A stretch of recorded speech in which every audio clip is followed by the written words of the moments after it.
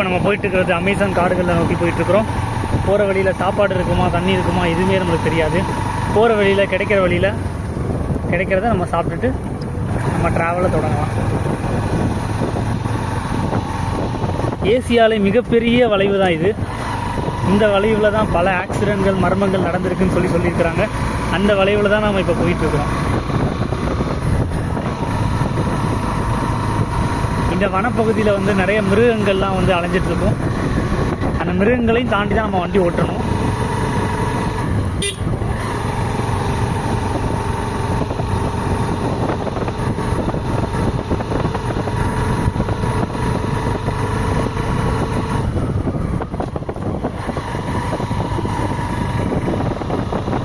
இந்த பாதையில் வந்து தலை அஜித் அவர்களே ஓட்ட பயந்த பாதை தான்.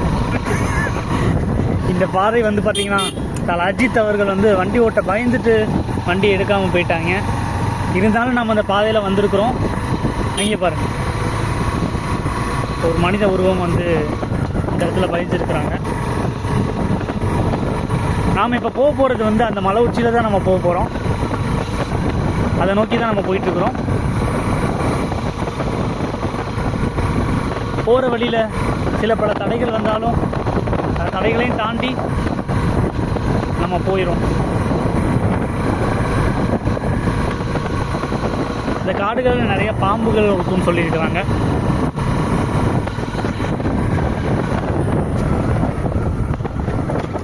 சரி சார், அங்கே ஷூட் பண்ணுங்க. அங்கே ஒரு பெரிய பாம்பு நிற்க பாருங்க. எவ்வளோ பெருசாக இருக்கு பாருங்க.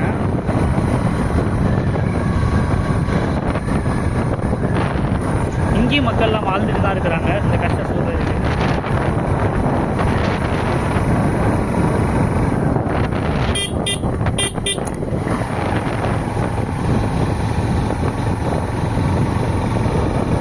இப்போதான் நம்ம அடர்ந்த காட்டுப்பகுதிக்குள்ள நம்ம வந்துட்டு இருக்கிறோம்.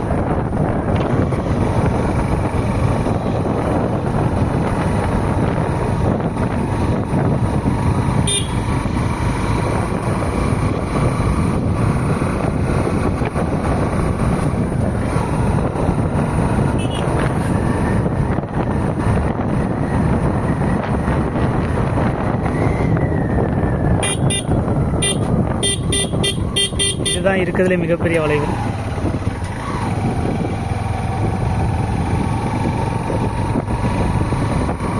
இங்கே டெம்பிள்லாம் இருக்கும்.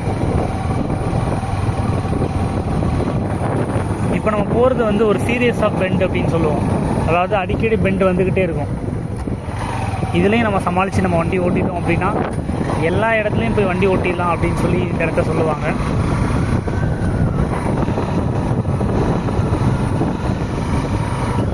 இதுக்கு பேர் வந்து ஹேர்பின் பெண்டுன்னு சொல்லுவாங்க.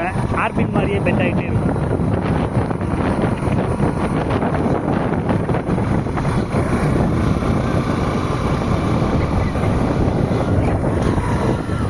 ஐயோ, பெரிய லாரி வருது. ஓ ஓ ஓ, நல்ல வேலை, ஜஸ்ட் மிஸ், தப்பிச்சிட்டோம்.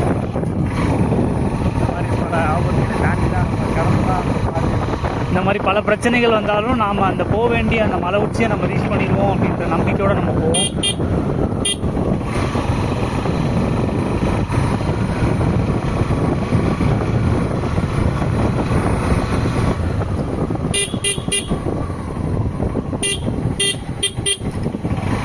லாரிக்காரெலாம்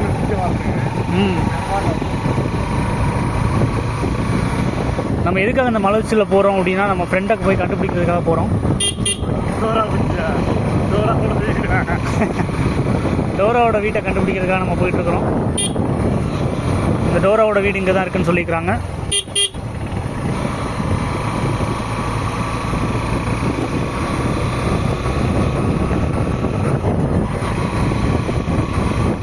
அங்கே பாரு டோரா.